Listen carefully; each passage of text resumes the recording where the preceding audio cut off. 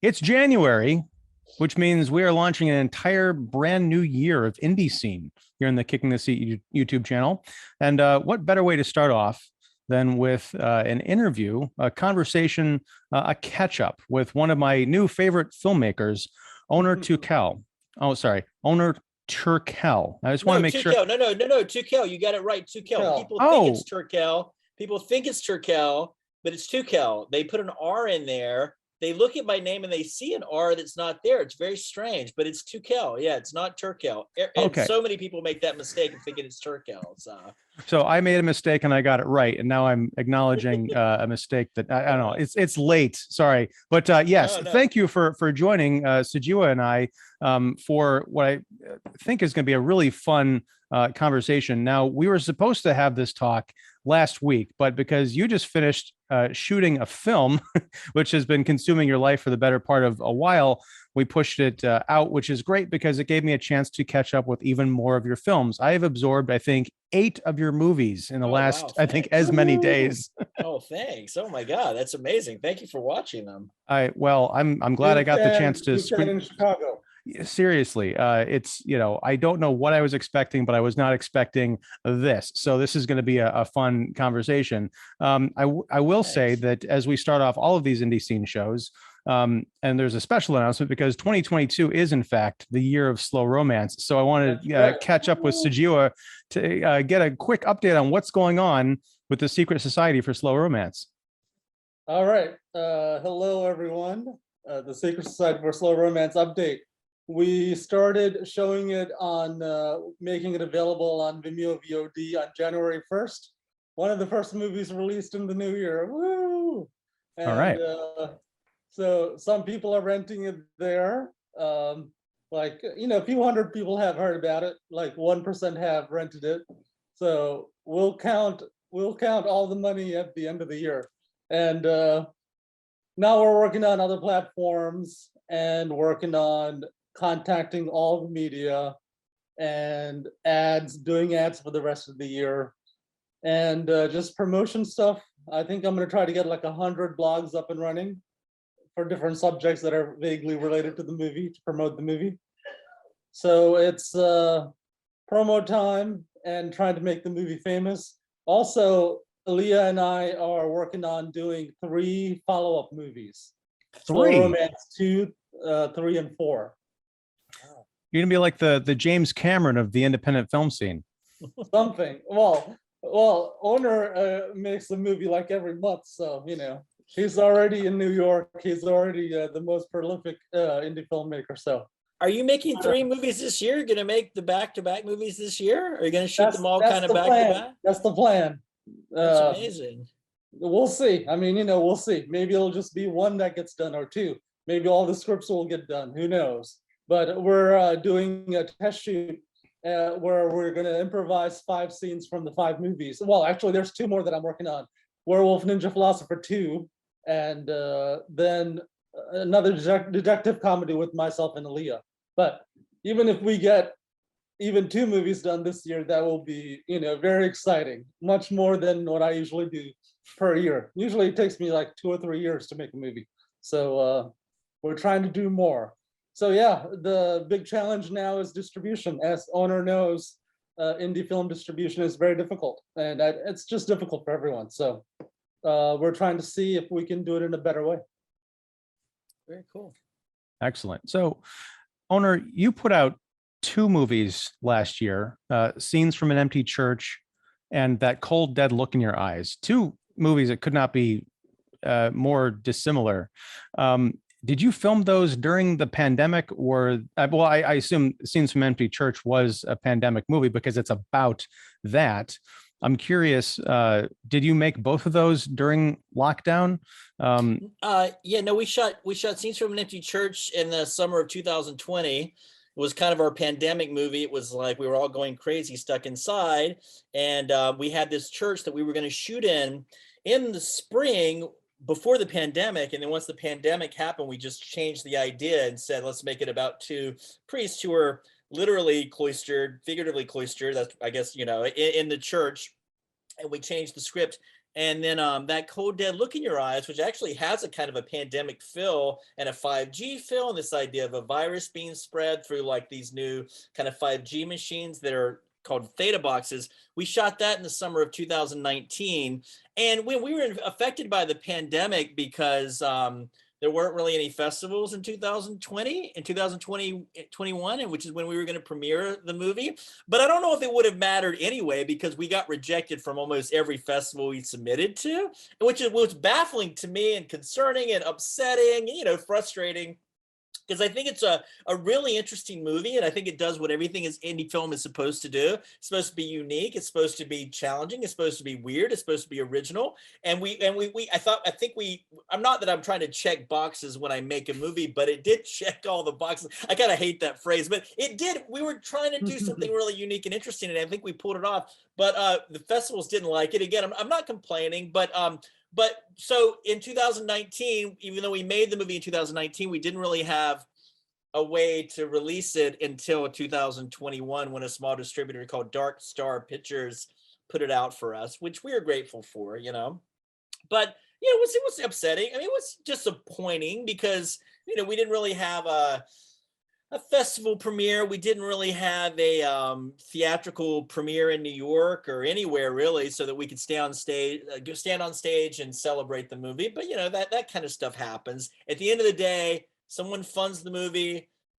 You're lucky if you get the movie funded, and if the movie is released and you find closure, again, you're lucky. So I want to have gratitude towards those things instead of being an asshole who complains, because I am always an asshole who complains. And I guess it all depends on the day, you know. It's been, yeah. I just wrapped another movie. Again, we got a couple of investors to give us money to make a movie. It's we got through the production. We have one more kind of pickup day to shoot, but at the end of the day, living in New York, getting movies made, Sujewa would tell you it's an inspiring city. I mean, you're in Chicago, Ian. It's an inspiring city. Lots of great people and artists and people there willing to come together to make art. So I feel very lucky in that sense. You know, you have kids and family, Ian, right? Like you were saying, you have to sequester yourself so you don't infect them with COVID, and you have to make certain sacrifices probably to do that. Me choosing to be a bachelor bohemian in New York, all I have is time. All I have is my own bullshit, pathetic, solipsistic existence, which will, I have to say, what's that? So far, I think one of my cousins had kids, new kids when he was like 60. So sure. I mean, look, I think Tony Randall had kids when he was like in his 70s. I think Martin Scorsese had a kid when he was 56 or something, right? I mean, look, and I'm not against it. I think that would be great. It's not in my future. I just want to survive and get to the next year. You know, the thing about the new year, when the new year happens, I always get so nervous about the new year, because it's all, you know, we're all trying to be optimistic about the future, although who's really that optimistic about anything these days? But I mean, we have to be optimistic because the last 2 years have been kind of sad. But the thing about any new year is like, who is going to die in the new year? I know it's a dreadful, horrible thing to think about, but I just every year I'm just like, I just want to get to the next year. I just hope I can get to 2023, and then I think about getting to 2033, and it's like, if you're lucky enough to want to make movies, to find resources, I just think about all the cool, wacky little movies I could make between now and the next 10 years, you know? And it brings me, you know, it brings me kind of a kind of certain kind of happiness or excitement or hopefulness about if I can continue to make work, you know? I don't have the self-importance. I think as I get older and better as a filmmaker, weirdly enough, I think my films matter less. I think everything matters a little bit less, but as I get better, I start being less important about the work, I think, you know, but it all depends on the day. Quick question.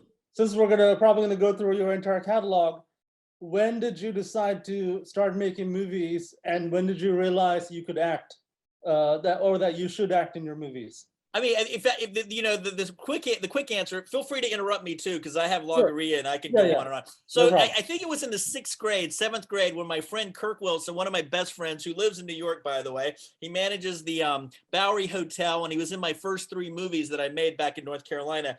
He came up to me one day in the 7th grade, 6th grade. I was in the 6th grade. He was in the 7th grade.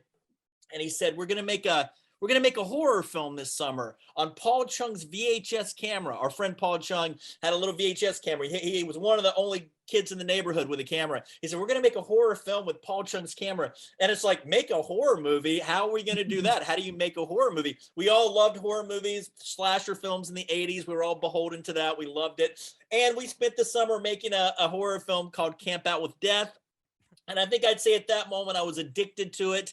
And then and I eventually got a VHS camera myself a couple of years later, and would just spend my adolescence and my high school years making really stupid slasher movies and breakdancing movies and ninja movies. Whatever was the fashionable thing in the 80s that we were watching, we would try to, do our own versions of that. And then I got to college, I majored in film, didn't do a lot of film work, wasn't really that interested. Most of my education was theoretically based. It was theory based. We didn't do a lot of production. But at the time in the early 90s when I was going to college, there was kind of a new wave independent film movement by Richard Linklater and Spike Lee and Jim Jarmusch and Whit Stillman and Kevin Smith, in the early 90s. Those were that was when I started discovering independent film and thinking, oh man, I could maybe make an independent movie. Neil LaBute had made In the Company of Men for $35,000. I think Richard Linklater made Slacker for $20K. Kevin Smith Clerks for $30K. And when I graduated, I spent a summer saving up money and made a feature film for about $8,000 on 16 millimeter called House of Pancakes. And I think that's probably when it started for me. That's when I became infected with the disease, the mental disorder of being a filmmaker, where it's like, I just want the fix. When the movie is done, like you're saying, I just want to make more movies this year. It is like an addiction of wanting to do it. And every film, usually when I make a movie, especially at this age, I think it's done, I'm finished, it's too hard, I'm too tired, I'm too old. But then you just start getting the shakes and you're like, what else is there to do in life but make these stupid fucking movies? And it's beautiful and it's brilliant and it's terrible and it's horrifying and it's exhausting, but it's also very rewarding. And the movie we just wrapped was the same experience. It was ecstasy and it was misery. It was the whole gamut, you know what I mean? And okay, I have a second question. When did you first have some kind of a success where people liked what you made or there was some sort of recognition? I will never forget the first phone call I ever got. John Pearson wrote a book called Mike Spikes, Slackers, and Dykes in the early 90s. And I sent him House of Pancakes on a whim on a VHS tape. And he called me to say that he really liked it. Awesome. And I remember that day I had got sent home from my day job at Alpha Graphics. I was working as a graphic designer from Alpha Graphics, and I'd gotten in an argument with the owner of the shop because I was being insolent. I was being a little asshole, and he sent me home. And to get a phone call from John Pearson that day it vindicated me a little bit. I felt like, oh man, this is awesome. And then for a small company in New Jersey called EI Cinema, to acquire the movie. I mean, they didn't give us any money, but they released the movie. I got a big box of VHS tapes with really nice covers, really well designed. And people would call me from was it Hollywood Video? That was the other competitive video store with Blockbuster. I think it was Hollywood Video. Yeah. There's Hollywood Video, Family Video, there's a couple.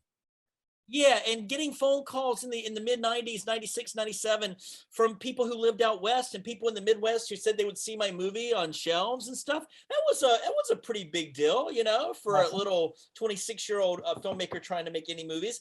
And then Lloyd Kaufman, who runs Troma Studios. I love Troma, still love Troma. I had read Lloyd Kaufman's book, Make Your Own Damn Movie, in the mid 90s.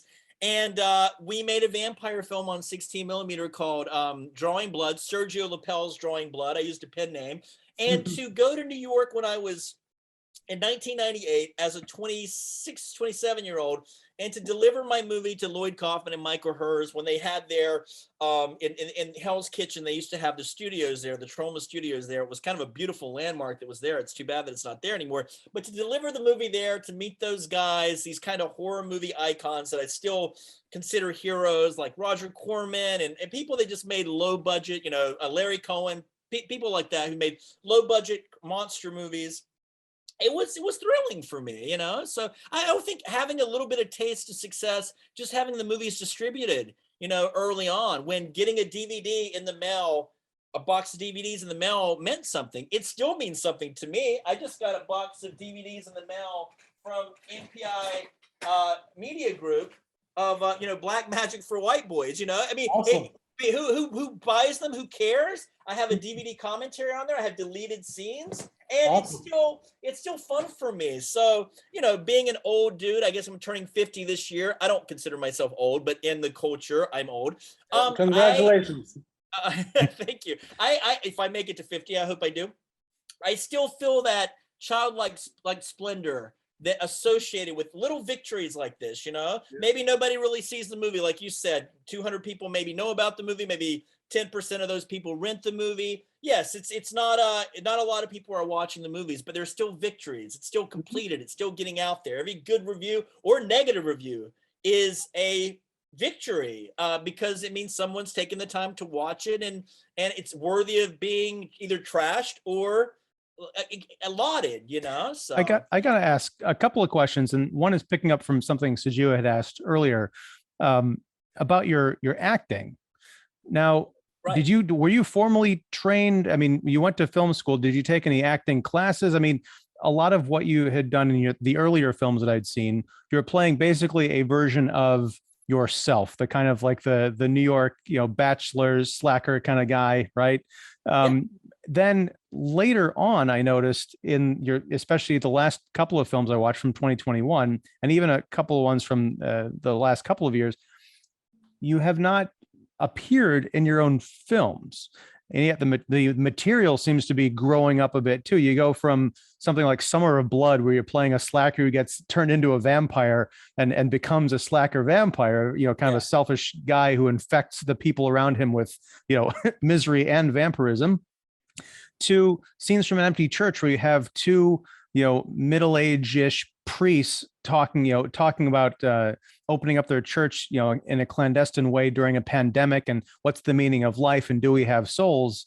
At what point did you decide that you were going to become an actor and act your material? And then at what point also in your evolution as a storyteller did you decide to step back and let the more mature themes kind of speak through other people? I should take notes like they do in the political debates, because I'm like, oh man, I had to answer these. Let me see if I get all this right. I would say there's a connection between the cloistered priest and the selfish dude, the vampire that I played in Summer of Blood. In Summer of Blood, I'm always kind of working out the idea of selfishness versus selfishness. A life about yourself, or a life given to others, whether it's your family or your friends, or living an altruistic life. And I feel like, the priest, in a way, that problem is solved for them, because it's like, well, I get to live for God. So it's like I don't have to worry about a family or anything else, but I give myself to God. But at the same time, I don't have to deal with the stresses or responsibilities of having a family. So it's weird. It's like I feel like there's a connection between those two. I started acting. I took some acting lessons. I took acting classes when I was in college. We studied, was it The Method? Uta Hagen. We studied Uta Hagen's book. I remember doing well in the class. I remember the professor, being very encouraging and being very, complimentary and whatnot. I remember enjoying and loving the class, but I never did I did a play in high school or whatnot. I was always interested, but always very, I had that insecurity thing where I kind of wanted to act in my first 3 movies, but I cast my friend Kirk Wilson instead. He was kind of my muse. He was kind of like, if not to compare ourselves to De Niro and Scorsese, but he was my De Niro if I was Scorsese. You know what I mean? I cast him in my first 3 movies. He's a great actor. He's still a terrific actor, but he has a family now and he's not doing it. But I always wanted to act. But I always thought to myself, no, I'm writing, I'm directing. If I act in it and it's not good, I'd rather just focus on directing. If I don't do a good job with the acting, it'll be embarrassing. I don't want to embarrass myself, although I secretly wanted to do it. I didn't get brave enough to do it until I got cast in my friend Michael Tully's movie Septian, which is this weird kind of movie that my friend Michael Tully made that went to Sundance in 2011. And I play this weird artist on a farm, and I've got 2 brothers. Michael Tully plays a brother. Our friend Robert Longstreet plays one of the brothers. And then after that, I got cast in a movie called Red Flag by the director Alex Karpovsky. Yeah, I saw Red Flag. Good movie. Yeah, Septien is definitely not a mumblecore movie. Septien is an artsy, weird movie shot on 16 millimeter. DP'd by Jeremy Saulnier, by the way. It's a little nice. bit of minutia. Yeah. It was very fun to be on set. I'd stopped making movies for years until that film set, and I got excited about it again. But you know, Septien is it's a film. It's an actual film, and which is very, very different, I think, than the mumblecore movies that were being made in the 2007 to 2014 or 15, however long it lasted. And Alex Karpovsky made a true mumblecore film, and he made Red Flag. He cast me in it, and I had Red Flag was very good. Yeah, I had a blast. I learned so much from Alex Karpovsky on that movie. And we made it with a crew of 4 people. You know, it's just a DP, and we were doing the sound ourselves, and it was very, very just so small and intimate. And that's when I thought, man, I can do this myself in New York. And I had moved to New York in 2010 from North Carolina, and I thought, I'll never. Yeah. Why did you give up filmmaking for a number of years? I made a movie called The Pigs. It was the 4th movie I ever made, and it was a really bad experience, and I lost all my confidence after I made it. You know, it was just a bad, you know how you have to have confidence to make this. Yeah. Now, look, I'm always insecure when I make a movie, and I always feel like, this movie that I just made, I think it's either the best thing I've ever done or the worst thing I've ever done. It could be great or terrible. I have no idea. I'm very insecure about it, but you've got to be kind of confident going into it. And I lost all my confidence after making The Pigs. Why? Because it was such a bad experience. It had a pretty good script. I was a fucking dick when I made the movie. My girlfriend at the time was producing it. I was an emotional, abusive asshole to her, to everybody on the film set. I was just a madman. We had a crew that wasn't experienced enough. The movie was too ambitious. But at the end of the day, I didn't know how to pivot. This is exactly the reason why the movie didn't work. I had storyboarded everything, so I know exactly how. I had a vision for the film. I knew exactly how the movie was going to look. Every beat, every micro moment, every blocking footstep that everyone takes, I had figured out ahead of time, which is the wrong way to make a tiny budgeted movie, to have a vision. Now it's completely the opposite. I go into a movie with absolutely no game plan. I mean, we've got things kind of figured out, but we're always ready to adjust and pivot if we can't pull off what we want to pull off. I didn't know how to do that on The Pigs. When we were going into it, if I couldn't get what I wanted, it's like I would stubbornly try to do it, and we'd run out of time, and we'd have to rush everything, and I'd blame everybody but myself. I had no self-awareness, and I was just a prick. And they say there's no bad soldiers, only bad generals. I'm sorry to speak in cliches, but I was the worst. At the end of the day, if you have good actors and you get bad performances from good actors, that's on the director. It's all on the director at the end of the day. I mean, at the end of the day, if your director isn't confident, doesn't know what they're doing, or at least isn't able to go with the flow. Anyway, it was just, the whole experience was really bad. And for a couple of years, I did reshoots. I tried to fix the movie. It never became a good movie. There were good parts of it, but I finished it. It got released on DVD.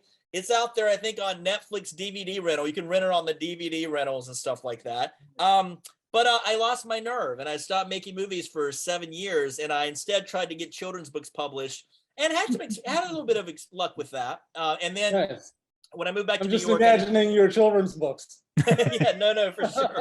Of course. I do have a children's book coming out later this year called Let's Make a Movie, actually about exactly what we're doing, which is just making these low budget movies about a gang of young kids who decide to make a low budget movie by any means necessary. I co-wrote it and co-illustrated it with David Gordon Green, the director David Gordon Green. Nice. Who's Wow.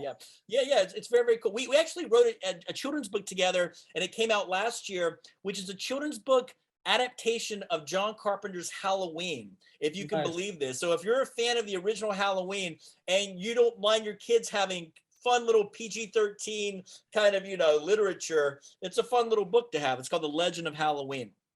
But Red Flag, after Alex Karpovsky cast me in Red Flag in 2012, when we shot this movie with a tiny crew, it made me realize that the value of performance and funny, witty writing, and the value of improvisation, and how to be loose with actors, and also not to have to have more confidence in being on set and having fun, remembering how filmmaking is supposed to be fun. The cardinal rule: if you're not having fun on set, the film is probably not going to be a lot of fun. So I wasn't having fun on the pigs. It just wasn't a fun experience. And I also was surrounded by people that weren't necessarily good for me, and I wasn't good for them. And I told myself after the pigs, I said, I'm never going to make a movie again without being around people that I don't love and trust. I want to love and trust who I'm with and have a good time. And it still gets stressful from time to time, but ultimately it's about surrounding yourself with people that embolden you, make you feel confident, and you embolden them as well. So yeah, that's a red flag. And then after that, I made some mumblecore movies in New York, starting with Richard's Wedding, Summer of Blood, Applesauce,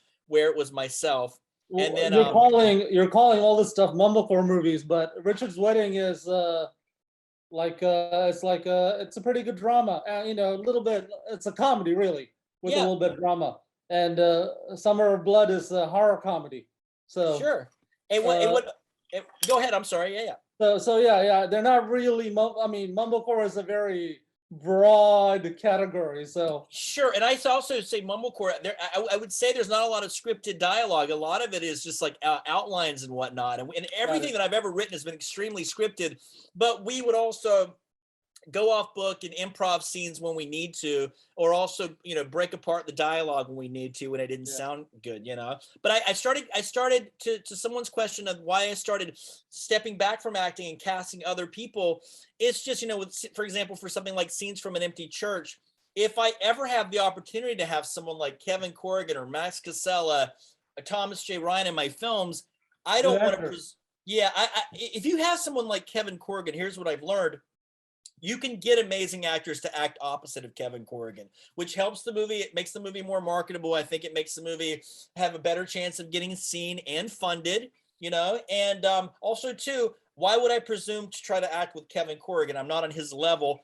I did in Black Magic for White Boys. He's in one scene, but I just don't want to have the attitude that I'm good enough to act with Max Casella, Kevin Corrigan, Thomas J. Ryan. I do that in Applesauce, because I didn't realize that Max Casella was a motherfucker, that he was such a brilliant actor. And when I watch that movie now, I think I'm okay at times. Sometimes I'm terrific, but I'm not on the level of Max Casella or Trieste Kelly Dunn. They're amazing in that movie. I think I hold my own. I think I'm fine. Your acting is very good. Well, I appreciate that. I appreciate that. That was the best part of Richard's Wedding, I thought. The first segment when you and the other actor, Jennifer Prediger, walking through Brooklyn and talking. Can you, how did you come up with that segment, and what was it like filming that? That looked very difficult to film. I knew when these 7Ds, these Canon 7Ds came out in the early 2002 or 2008, 2009 or whatever. It was the closest I'd ever seen to something replicating 16mm footage on a camera that was extremely ergonomic and really affordable. You know, these are $2,000 cameras, and I thought, okay, they don't look like 16mm, but they have a quality and something to them that to me felt like, oh, I could watch a movie like that. When I went to Sundance in 2011.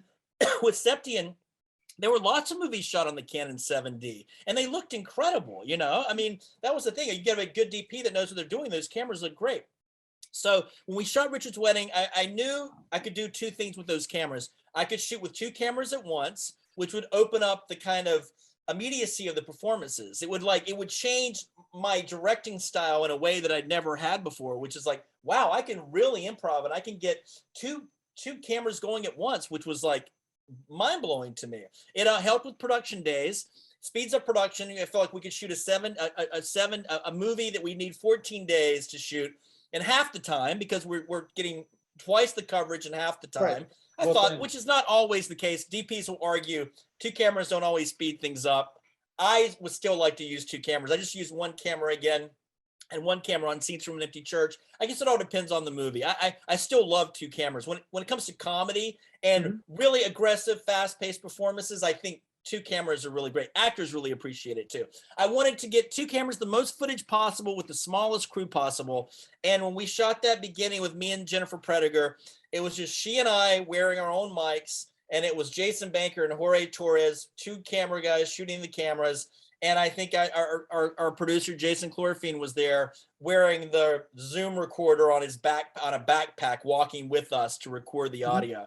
So we got all that with a 3-person crew, like Red Flag was made with a 3-4 person crew. And that was the goal. How do we get something where the value is in performance. Jennifer Prediger and I, we thought the script was pretty good. The first 20 pages, two people just talking, getting to one destination. Again, very influenced by Richard Linklater's, Before Sunrise series. I mean, all that stuff, just mimicking the same kind of style and feeling like, I'm like, if I can watch Ethan Hawke and Julie Delpy talk for an hour and a half, I'm like, well, maybe I could write some dialogue where it's just me and Prediger talking for 20 or 30 minutes. So that all of it was fueled by all the, the people that came before and just trying to do something that's, again, authentic or real, just to some degree. So.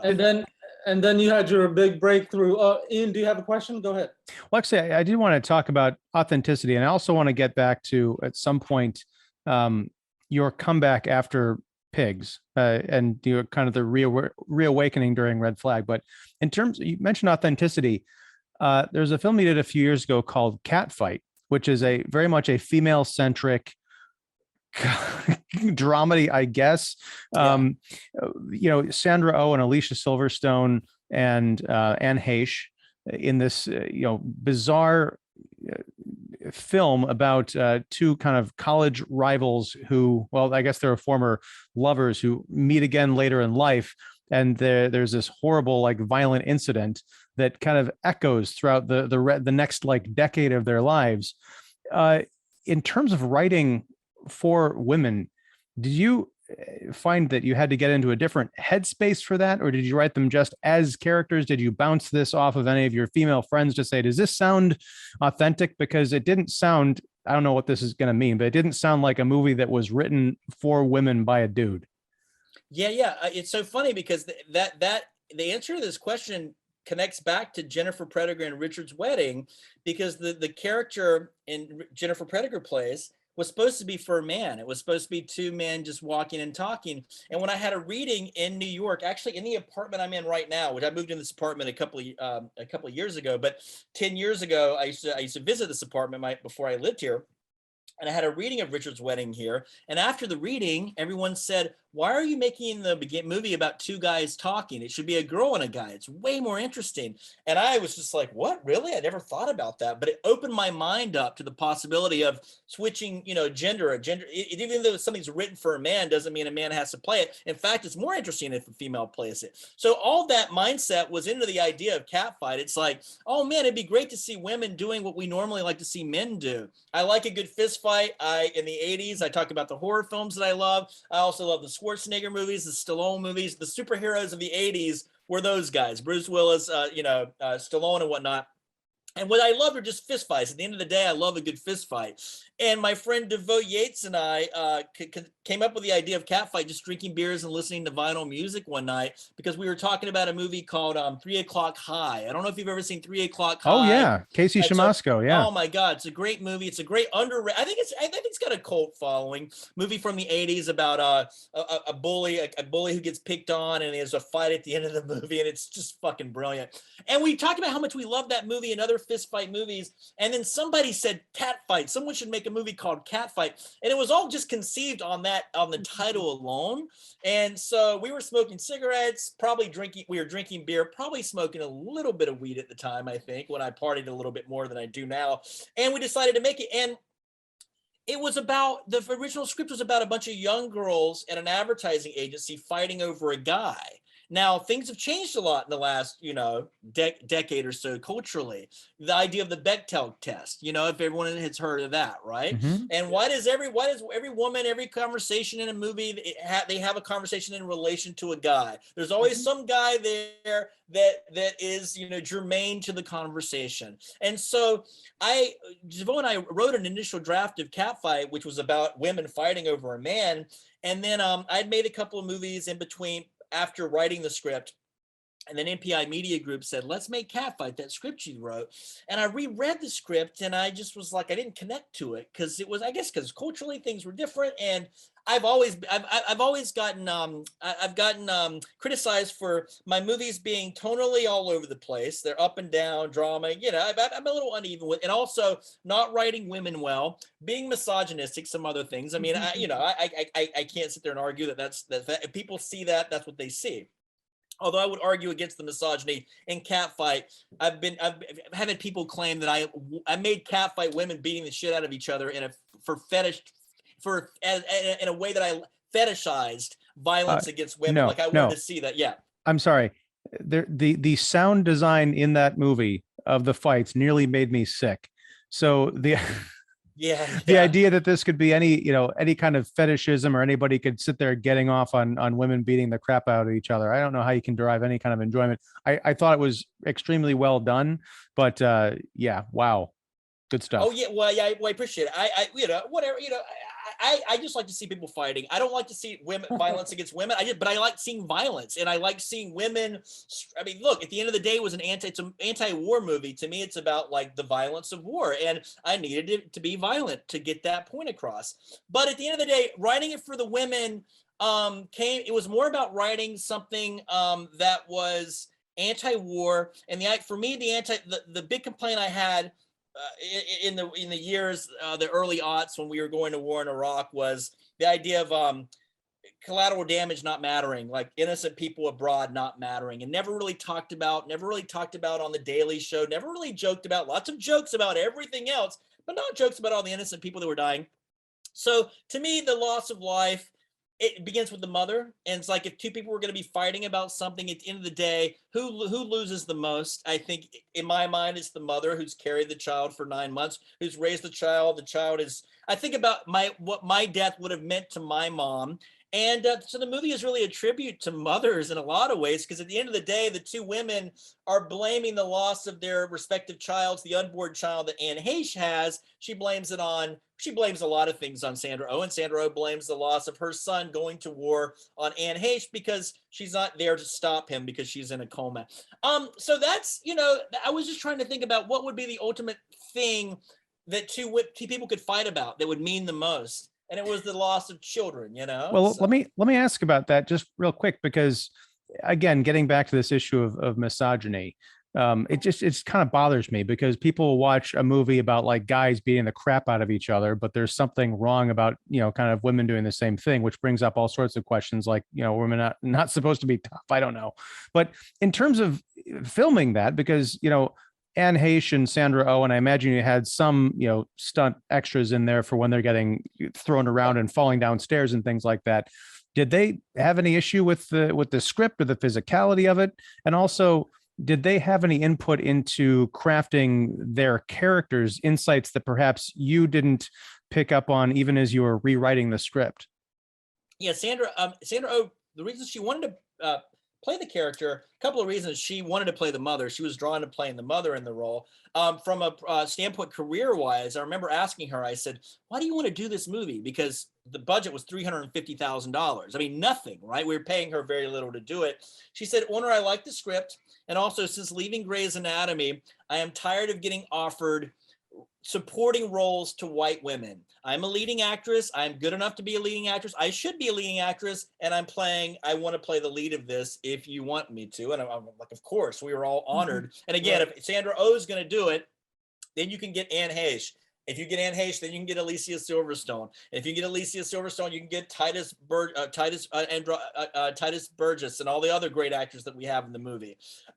So I'm sorry. Okay, remind me the question again. I'm sorry, I got a little bit sidetracked. I apologize. Well, there is the physicality of it. Okay, right. And then also the input as far as, their characters and writing.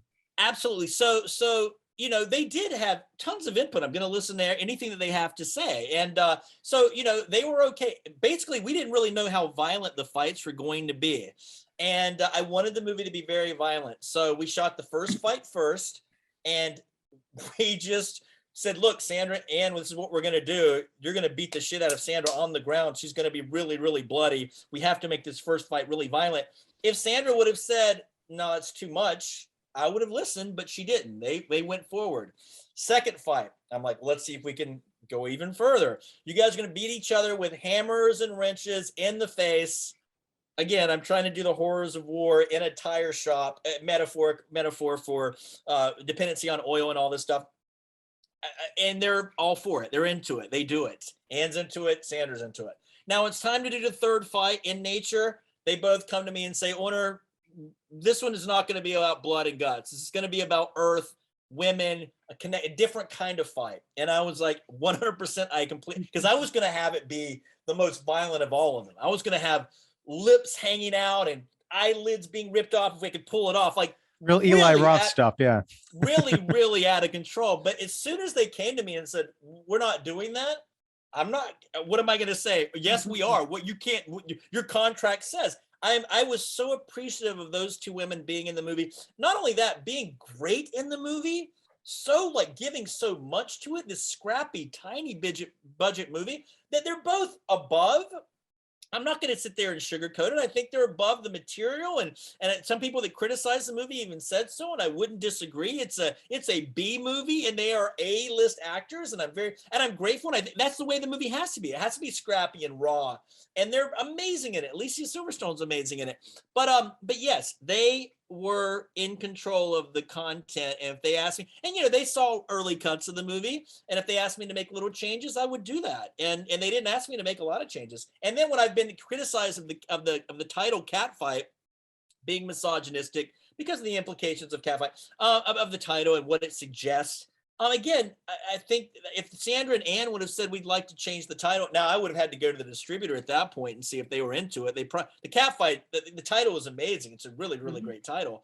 I'm surprised there hasn't been. I mean, MPI hasn't gone and made Catfight 2, 3, or 4. I've been trying to talk them into it. I just like to work, and I have so many ideas on where to go. Right, are you ready to hear? Yeah. Before we run out of time, let's cover Summer of Blood. That was you consider that another high point in your career, right? Yeah, I absolutely. But I will, before we go into that, I would say this about the misogyny associated with Catfight. I think it all comes down to the male gaze, which I think is kind of ridiculous in my opinion. Like the idea that it's a male director seeing these two women fighting, everything's directed because the male gaze. It must be that I want to see this particular violence. Like this is something I want to see, which I think is absurd. We could unpack that, but if there were women on the panel, it'd be a little safer to unpack the idea of the male gaze, but we can't talk about it because it's just three dudes talking about the male gaze, which is like, that's what they'll say. The all male panel, Onur Tukel had the look. Let me just say, anybody who would level that criticism, I have two words. One of them is fuck, and the other one is you. We can talk about whatever we want. Our gender doesn't have anything to do with it. We are people who enjoy art, and we have opinions. It's fine. But I understand your concern there, Onur. Yeah, I mean, people will say all kinds of things about the perspective taken in a movie, but on Summer of Blood, what was the reaction? Seemed to be really good for that movie. Man, Summer of Blood changed my life. I made it because my friend Clifford McCurdy. It's good if you have a champion, somebody, a little patron. Clifford had put in a little bit of money into my earlier movie. He put in I made a House of Pancakes for $10,000. He wrote me a check for $3,800 when he was 26 years old. He wasn't making a ton of money at the time. When you have a friend who does that, it gives you a lot of confidence to make movies. He raised money to make The Pigs when we were 20, when I was 28, 29, even though 30, I was around 31. It's a terrible movie, but he raised $35,000. I think he lost a lot of friends after the movie. It's a terrible movie, but he's always been a true friend and also a believer. And after I made Richard's Wedding, I was like, I don't know if I'm going to make movies anymore. I'll just play music or do children's books. And he just kept saying, let's make one more movie. I'll give you I'll put in $15K. And I'm like, no, Clifford, you're going to lose all your money. I don't want you to lose your money. You'd already lost money before. He's like, I don't care. I just want to invest in this. So I'm like, okay, cool. And I put $15K of my money. I'd been making pretty decent money in New York as an editor. So we made this movie. I got to give a lot of credit to the American Film Festival in Wrocław, Poland, which is this great festival that takes place in the fall. It's a great. They have this work in progress thing where they showcase a bunch of American movies in the early stages of the film. And a programmer at Tribeca had seen the movie at the American Film Festival in the early stages, and we got an invite. And when they premiered the movie in 2014 at Tribeca, they just gave us a lot of press. They gave us a lot of attention. It turned a lot of heads. A lot of people were into it. They connected us to XYZ Films, which is a huge film producer now of genre movies. And the guys out at XYZ showed it around and got MPI Media Group to buy the movie. It was one of the greatest weeks of my life. We were kind of rock stars at Tribeca the week that we showed it. It did well, got a lot of great reviews, and API eventually bought the movie, and they would eventually fund Applesauce, Catfight, and release, and they funded Scenes from an Empty Church, and they released Black Magic for White Boys. I've had a very, very great relationship with them. And so all because of Tribeca. So I mean, Tribeca's not into my work these days. They didn't accept my last two movies, but I can't really have sour grapes about that because they were so supportive early on. You know, I don't know why they're not programming my next movies. I think my Scenes from an Empty Church and that Cold Dead Look in Your Eyes, I think are they, you know, I don't know. But anyway, I sound like a bitter asshole. It's okay. So related subject. In other interviews, you've said that you feel like the industry is kind of keeping you out to some degree, and you feel like they're not promoting you as much, maybe because you're Turkish, blah, blah, blah. So whether that's true or not, do you feel like there is a barrier that you are trying to get to some place and it's difficult to get to that point? I remember ever saying it was because I'm Turkish. I don't think I'm not getting places because I'm Turkish. I think I'm not getting places maybe because my point of view is not necessarily as like, you know, I kind of criticize both sides. You know what I mean? I'm kind of apolitical, even though I have strong lefty roots. I tend to criticize hypocrisy when I see it. You know what I mean? And I've also, I don't know, I'm abrasive, I'm a loudmouth. I maybe don't fit into the paradigm culturally of being, you know, a Mr. PC, I guess. You know, I made a movie called The Misogynist, which is very, very, very rude and rambunctious. I think it's a great little movie, but I don't know. I mean, also too, who knows? I don't go to festivals and rub elbows with the programmers, which is what you kind of need to do to get into festivals. You need to have relationships with programmers, and I don't really have those relationships. So I sound like I don't know. It's not because I'm Turkish. I don't believe that. If anything, I could use the Turkish card to try to get into these festivals. I have so many people saying you should try to get an agent manager. They have quotas they have to fulfill on the writers teams, you know, and you should use your Turkish card to get in.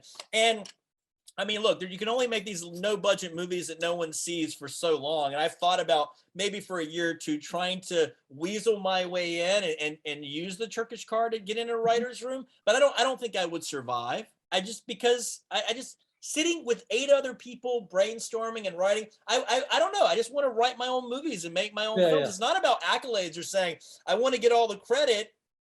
It's not about that. It's just I don't know.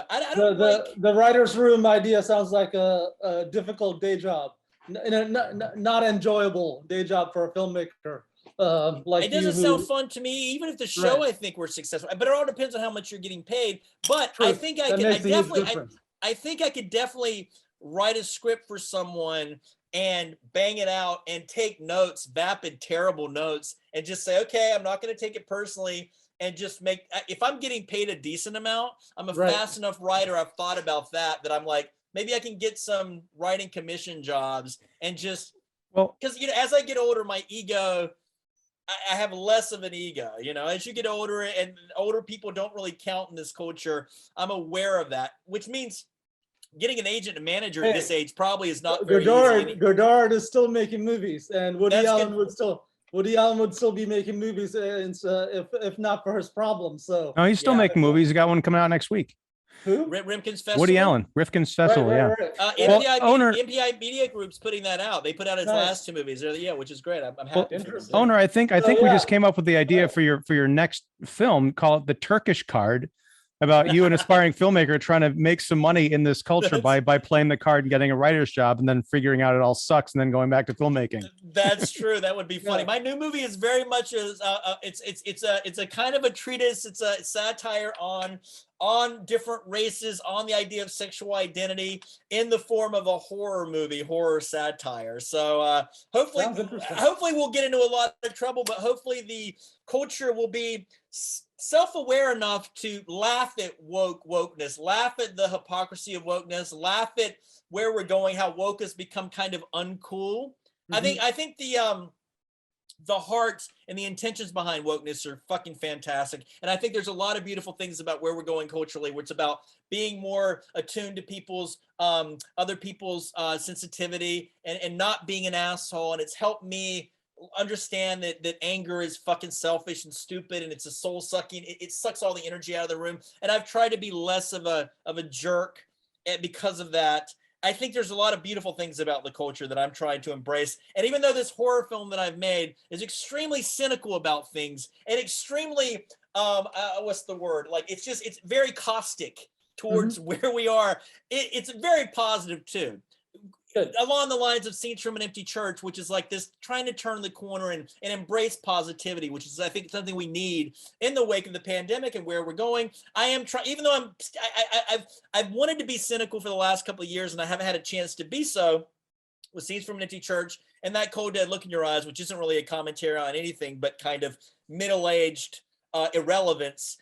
This is a chance for me to be kind of cynical, but at the same time positive too, embracing the idea of coming together, which I think where we are and what we have to be in terms of polarization of politics. We have to find a way to say, let me be, shoot, I just spelled something, but I'm okay. How can we be positive, with where we're going in the world right now? Well, that brings me back to a question I wanted to ask about the pigs. Now, you had copped to something. I was frankly very surprised that you admitted here. I'm not going to cut it out, but you said that you were kind of emotionally abusive and you were an asshole and very difficult to work with.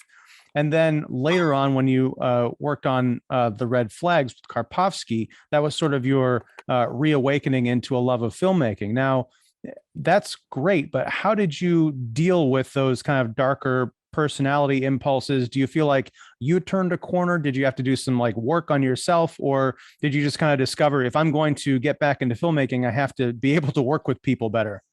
I'm still dealing with it. In fact, there is audio on this new movie I just finished of me yelling at my producer, who is female, and I got 11 days into the shoot, and it was 12 degrees outside and things aren't going well, and we couldn't get a cigarette lit. It's supposed to be a joint. It's not real marijuana. So we're smoking tea leaves, and I'm blaming my producer for it not going well. And I am such an asshole, and I'm screaming and yelling at her, and it's terrible and it's embarrassing. And there's probably audio somewhere. It could probably get me canceled, although it can't, because at the end of the day, I mean, it's the stress of making a film. Sure. And also, when I'm an asshole, I have the luxury of me, thank God, is I'm aware when I'm an asshole. And I apologize, and I'm good at apologizing, and I'm very sincere. And it's just like I have a Jekyll and Hyde mentality. It's just like it's a stressful thing we're all doing, and sometimes I snap. But I've also warned sorry about that. Just finding out my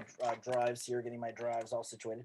We lost your video. There you go. Back. Oh, here we go. Sorry about that. So also telling. Hold on one second. I'm sorry, guys. Also telling my producer ahead of time when I'm making a film. I'm sorry, I never have liquids near my computer, and I literally just spilled something right now, which I'm good, but I'm good. I'm saving. So telling my producer ahead of time, because my producer on my new movie, she's brilliant, she's amazing. Celine Moreau's her name. But she's working right beside of me. She has a very creative role, and she has a very logistical role of making sure everything gets worked out, but she's working right beside of me, and I'm giving her a chance to look in the monitor. I'm giving her a chance to direct scenes, co-direct scenes. She has a very intimate relationship with me and the film that we're making. But I also warn her ahead of time, we're going to argue and fight, because if you have this, it's like being in a relationship. So if you're willing to do this, and I'm willing to give you this much creative freedom on the show, you're going to have to deal with me and my attitude. And I haven't done work. I need to do work. I probably need therapy, in some ways. But meditation. I definitely should meditate. But I will say that let me make sure that's. Come on. Let me hold on. I'm sorry, guys. Sure. I'm just making sure. Okay. Save your computer. Well, I'm saving my wires and stuff. Okay, good. I can't believe I did this. I'm such an asshole for doing this. Maybe this is karma for me, talking about these things and being okay. So. I need to do. I probably have therapy, but I had my friend Ariel Kavusi, who I've been a dear friend with for 7 or 8 years. I'm also producing her new movie where I'm raising money for right now. She's been very good about me, about laughing at my temper, because we've been friends for almost a decade. And when I get mad at things, instead of like, she just laughs at me and says, "You're an idiot. You're a moron. You're a jerk. I mean, why are you getting so angry?"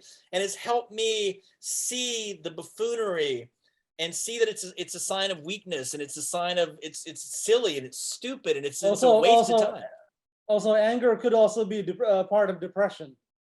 Yeah, I mean, I'm sure. I think that I probably create to escape some form of depression. You know what I mean? Maybe a lot of artists have this kind of. I read a great book called Against Happiness by a guy named Eric Wilson, who talks about melancholy. It's one of my favorite books. I've read it several times. It's called Against Happiness. And the idea that, you know, we're so quick to medicate when we have unhappiness, or people are like, instead, you're going to get through, most of us will get through melancholy. Some of us who have a chemical imbalance, we need medication. And you know, he's not trying to say people shouldn't have medication, but for years, artists have used melancholy and sadness to create some of their best works.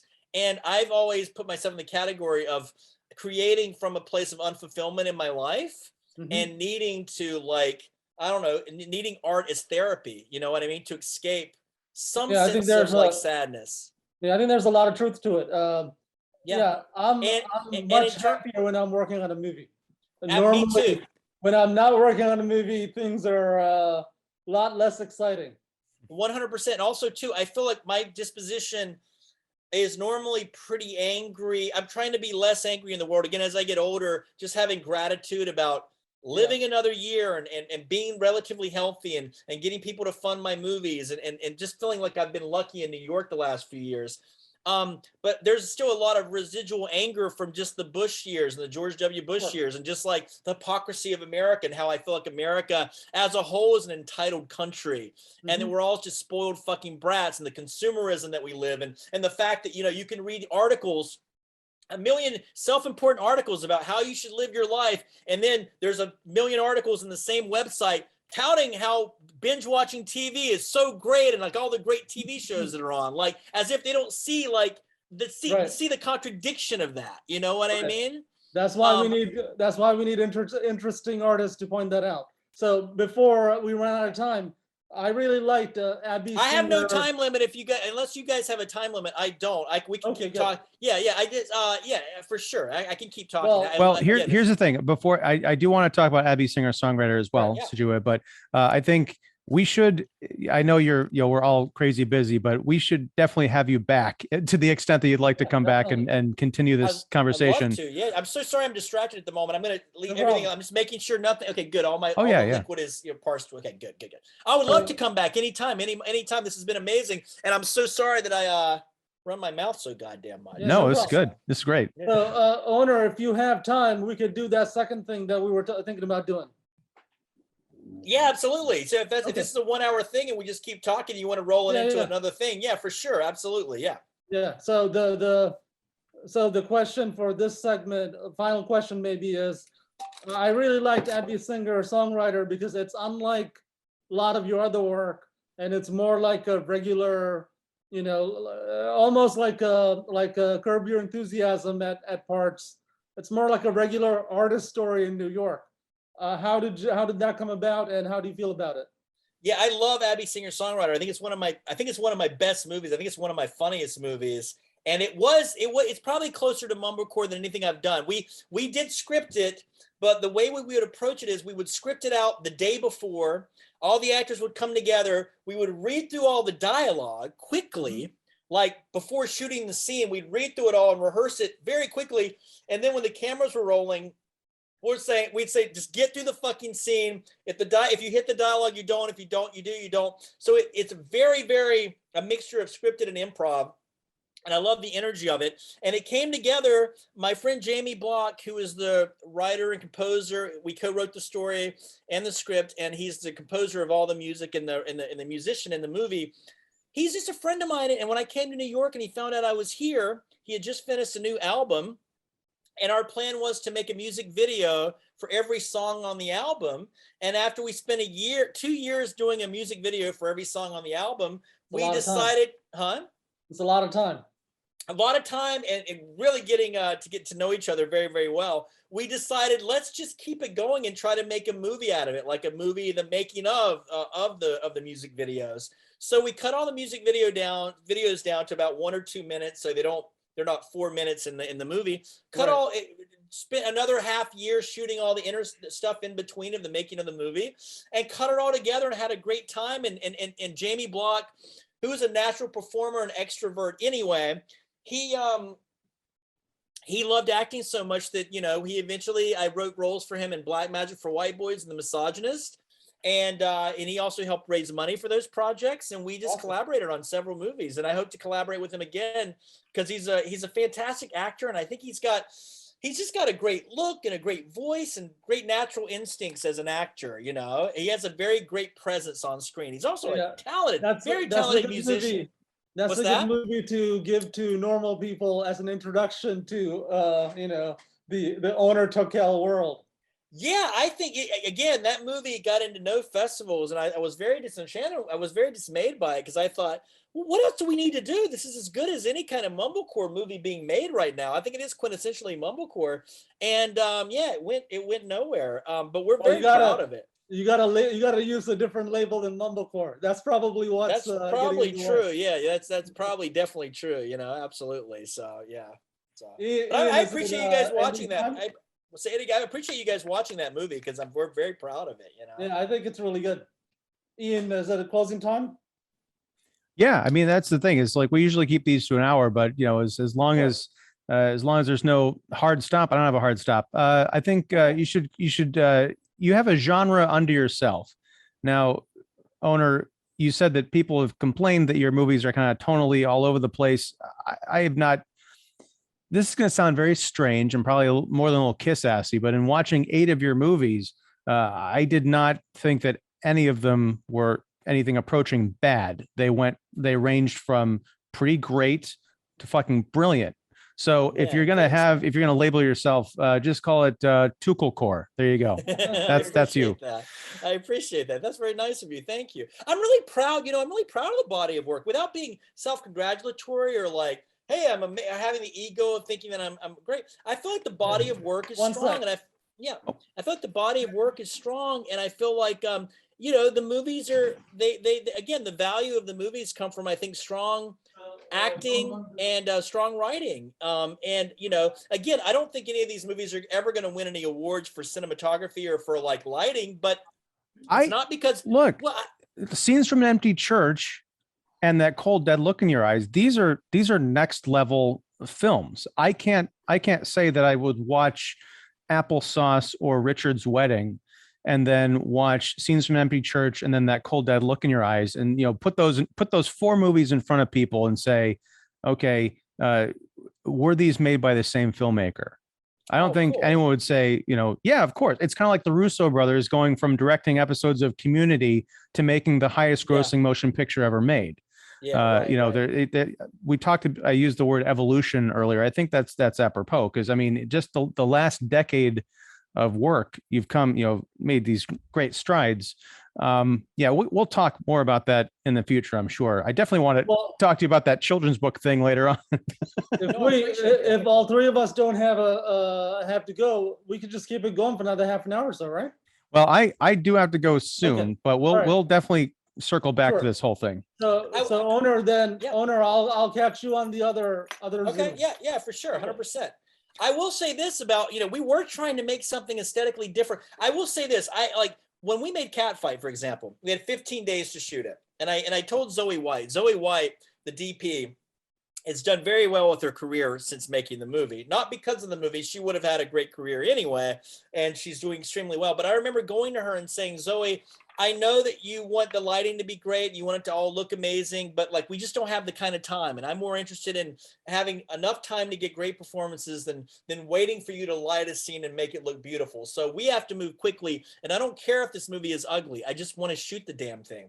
And she's like, absolutely, let's do it. Let's make it happen. And she still made it look really, really good. But if we'd have had more time, and I would have known then what I know now about economy and about how to get make dolly shots quicker and faster and design them quicker.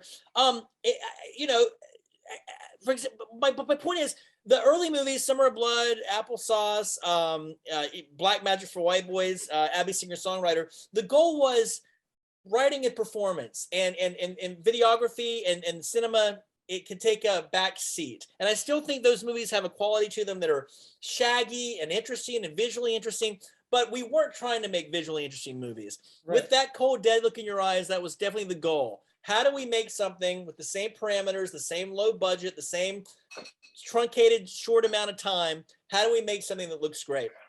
And that's a testament to Eric LaPlante, the DP, that we were able to pull off something visually like that, you know? Two questions for me just to close out. And they both have to do with references. You mentioned that cold, dead look in your eyes. A lot of the movie is in black and white, and it deals with these theta boxes, right? These kind of like, it's the new 5G, you know, ultra entertainment streaming device that's been installed in this city. Last year, Sujewa and I and Matt Zoller's sites talked about the movie Alphaville. That movie there's very much this kind of like omnipresent technological overlord, these little boxes. Were your theta boxes, was that an allusion to that film at all? I wish I knew more about the French New Wave. I mean, I've seen like Weekend and stuff, and I've seen, you know, what's the Breathless? I've seen a few of Godard's movies, but I haven't seen enough, and I've never seen Alphaville, so I can't say it's a reference to that. I would say maybe there's that Japanese weirdo expressionistic movie called, oh my god, Tutso, the Iron Man. What is it called? Yeah. And which is a weirdo science fiction bizarro movie, which is nothing like my movie. We could never replicate that because we wouldn't have the budget or the production design, although they probably did that with very little money. But no, I wish it was more of I wish I knew more about French New Wave and Godard and all those. And Truffaut. Well, check out. I think you'll like it. Watch Alphaville. Check it out. Yeah. I think you're going to be a little creeped out by how close you. Maybe it's just like a filmmaker psychic connection that just in the culture, because it was very striking. The other reference, I'll be very surprised if this was intentional, but you mentioned going back to nature for that last fight in Catfight between Anne Heche and Sandra Oh, when they are beating the hell out of each other right by the lake. And I think there's a scene where one of them is pounding the other's head into the dirt and the leaves. That reminded me of the climactic fight in Friday the 13th, where Adrian King and Pamela, not Pamela, my gosh, why can't I think of her name? Mrs. Voorhees. This is going to drive me crazy. They were fighting. Yeah, they had that almost that exact same fight by a lake. The pounding of the face into the ground. No weapons, no real blood to it until the decapitation. Was that at all in your mind? I mean, no, I mean, probably not. But, you know, I'm extrapolating from everything I've ever seen. You know, we're all extrapolating from everything we've ever seen or conversation that we've had. So, you know, they say a great artist doesn't borrow, they steal. And it's so funny. I always think what I'm doing is original until I see a movie that I'd seen before. And I'm like, you know what? That looks just like that scene from my movie. And I just ripped that off and I wasn't aware of it. So I wasn't thinking consciously of Friday the 13th, although I love Friday the 13th. If you think about it now, you know, where everything is about gender reversal, it was doing things 40 years ahead of that. You know what I mean? In terms of having the main killer be Pamela Voorhees, the mother. No, Betsy Palmer, that was the actress. I just had to get that out there before I got a million emails. Yeah. That's right. But at the end of the day, what is she doing? The whole idea of Catfight is revenge, of blaming somebody for the death of your child. Yeah. And that's what Miss Voorhees does. She blames all the camp counselors for perpetuity. Even the generations after, she's killing camp counselors that had nothing to do with Jason Voorhees' death. And she's killing all of them because they're like, well, all camp counselors are the same. So no, I wasn't channeling that, but I love that. I think that's great. And I love that movie. But no, you know what's funny? Probably the most direct influence on Catfight was maybe Rocky III, in the sense that Rocky III is I love all the Rocky movies except for Rocky probably 5. But Rocky III was when they started to get really, really campy. And Rocky III, in terms of pacing, had 3 fights in it. There's a fight in the first act, second act, and the third act. And I thought, man, that movie's just got such a fun pacing. And I thought, let me just design the pacing of Catfight around that. Because in the original script of Catfight, there was only one fight. Everything is leading up, all these hostilities and all these, tensions they're boiling. They're reaching a boiling point. And by the end, you have the big climactic fight. And I thought, you know what? I don't want to do that. I want to have a fight after every act, just for pacing. Maybe it's not trusting the audience will get to the end. And also I just like, I like everything building up to a nice 2-minute fight. And instead of pulling off one big 8-minute fight, we have 3 smaller fights. So Rocky 3 in a way, that was the only direct influence that I can recall, just because, of the fights and the number of fights, you know what I mean? But God, Awesome. dude, there's so many, like, for example, when I was watching the movie and after I was like, oh my God, Superman, if you ever saw Superman 3, when Christopher Reeves battles bad Superman battles good Superman, I watched that after I made Catfight. I'm like, Jesus, like I feel like I was channeling that in a way, because they fight in a garage, in a junkyard, Right. and it's very similar to like the kind of tire shop that Sandra Oh and Anne Heche fight in. I mean, it's not that fucking fight in Superman 3 is amazing, and they probably spent a week shooting it, or at least a few days. Lots of influence, a lot 80s reference. Eddie Murphy and Nick Nolte, the 48 Hours fist fight in that movie, very much an influence. And the fist fight at the end of Class, the movie Class, if you've ever seen it, with Rob Lowe and Andrew McCarthy, huge influence on that movie. In fact, I had because they fight in nature in that movie. They have a big fist fight. They leave campus, run into nature, have this great funny fucking fist fight. And then I had Zoe watch that and watch the fist fight to 48 Hours. 48 Hours is great, and a Class, because they're awesome fist fights.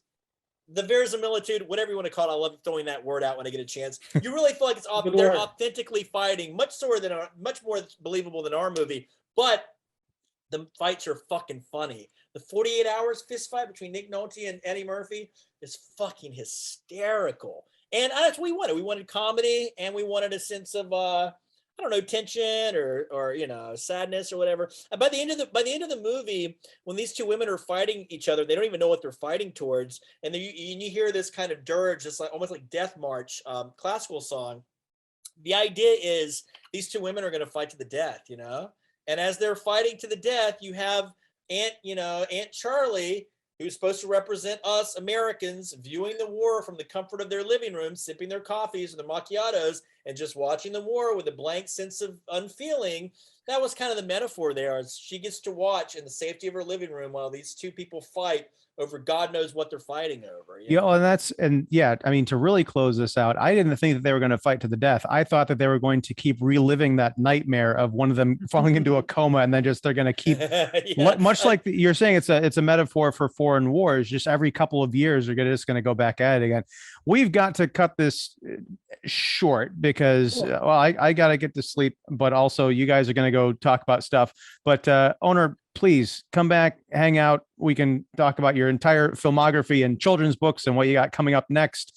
This has been a huge thrill for us, and thank you so much. Me too. Thanks, Ian. Thanks, Sujewa. Yeah. We didn't talk about Bob Byington, which we will talk about. Yes, Infinity time, Baby. Yes, that's a whole other thing. And we'll talk about it another time. But also, we'll say in closing, because I know you got to go, is we play with the idea of them waking up in a coma at the end of the movie together and then getting in another fight in the hospital. And going back to your point, did they want to do different ideas? They did want the two to reconcile at the end, hug each other, cry it out, and hug each other. And when we shot that ending, but I chose the ending where they keep punching each other because I didn't want the fight to end. I thought that's the metaphor for war, is that it never ends. Did they see the movie and were they upset about that, or no, they were cool. They were cool. No, they were cool with it. They were cool, but they kind of said, we want to shoot this ending. And they were both crying, and they kind of have the moment where they look at each other and they're just done. They're spent. They don't have the power to lift their fist anymore, and they give each other a hug. And it's fine. It could have worked, but it wasn't what I was feeling at the time. It wasn't what I felt like was a earned ending in a way. Yeah. You know what I mean? So, but maybe so. Yeah. Well, this has been great, guys. Thank you. Well, in closing, so where can people find you? You've got a website. Like, where can people find your stuff, find out information about you, buy your movies? Tell us all about it. Yeah, most of my stuff's on kind of Amazon streaming, and Catfight's on Netflix, and everything else, iTunes, Amazon. Some things, if you just, and my website is simiannation.com, Simian Nation, SIMIAN Nation.com. And there's links to like the trailers and artwork and my children's books and stuff like that. But if you want to find my work, it's, it's out there. You just have to dig a Google little it bit to find it. Yeah, Google it. And my You name. can, add some links underneath the show. Yeah, Make sure definitely. and just spell my name correctly when you Google it. Tukel. Everyone thinks it's Turkel. Turkel. It's Tukel. So this has been great. I really appreciate the exposure, the conversation, and Good you guys stuff. watching the movies. It's so nice of you. You know what I mean? That's so nice of you to do that. I'm really flattered by it. Hey, So I really appreciate good stuff. it. So we'll do a brief talk about filmmaking in a bit. Very cool, All right. guys. Thanks so Cool. much. All right. Thanks, See you Sujewa. guys Thanks, soon. Onur, and take Ian, care. Good job. You too, All right, Ian. thanks. Thanks. Good night. Thanks, guys.